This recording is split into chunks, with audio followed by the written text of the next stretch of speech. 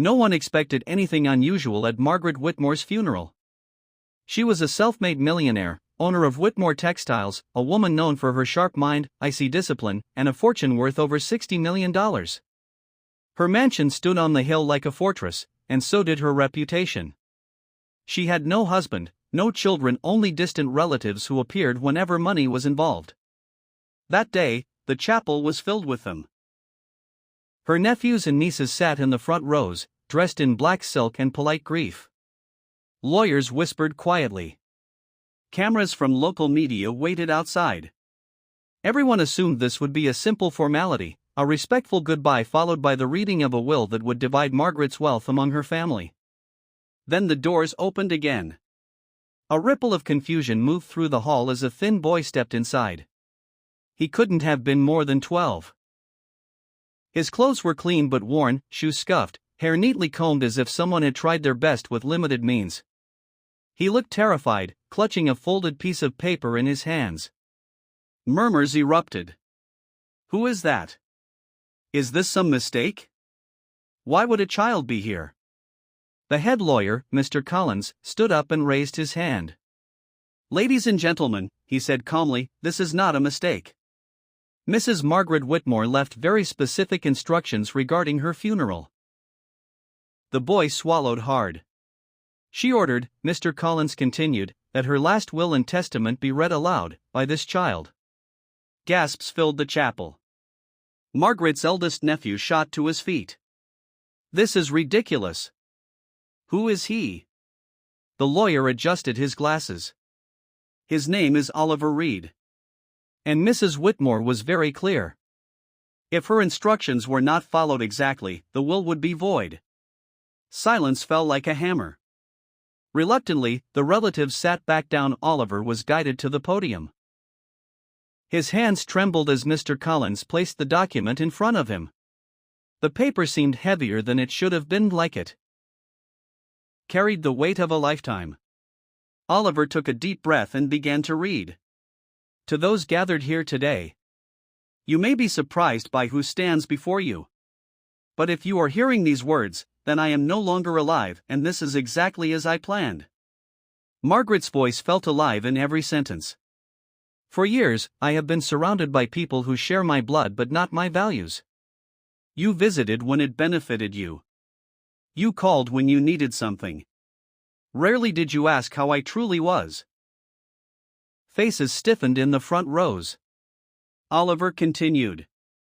You may wonder why I chose a street child to read my will.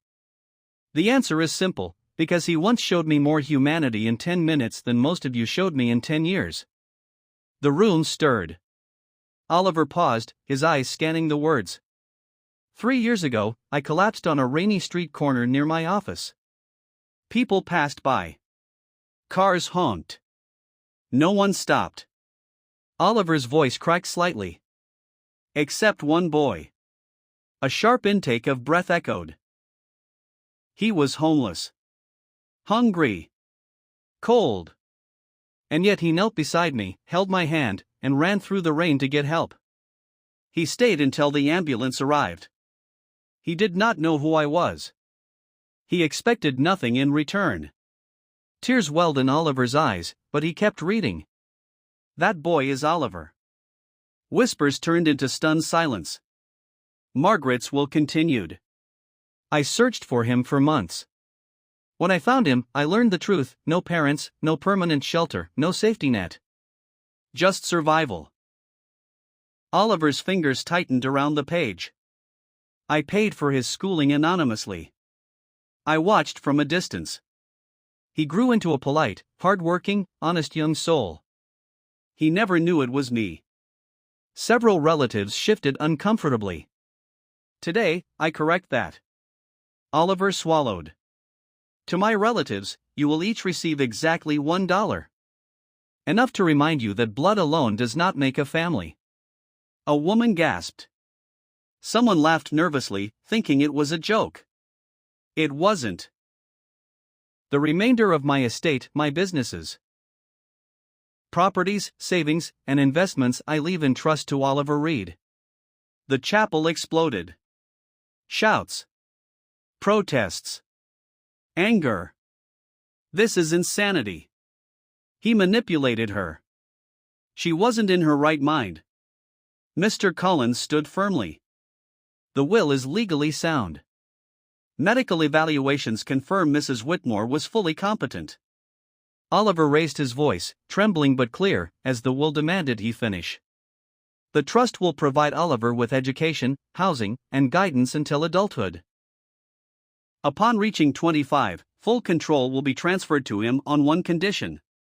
The room quieted again. That he uses this fortune not to rule over others, but to lift those who have fallen, just as he once lifted me. Oliver reached the final lines. If you are angry today, ask yourselves why a stranger earned my trust when my own family did not. My legacy is not money. It is choice. Oliver lowered the paper. For a long moment, no one spoke. Then something unexpected happened. One of the staff members began to clap. Slowly, others joined, people who had worked for Margaret for years, people who had seen her kindness behind closed doors. Oliver stepped down, overwhelmed. Outside the chapel, reporters rushed toward him, but Mr. Collins shielded the boy. Months later, Oliver moved into a modest home, not the mansion. He insisted on keeping things simple. Years passed. Oliver studied finance and social work. True to Margaret's wish, he founded shelters, scholarship programs, and emergency clinics. He never forgot where he came from. And every year, on the anniversary of Margaret Whitmore's death, Oliver visited her grave. He always whispered the same words. Thank you for seeing me, when the world didn't.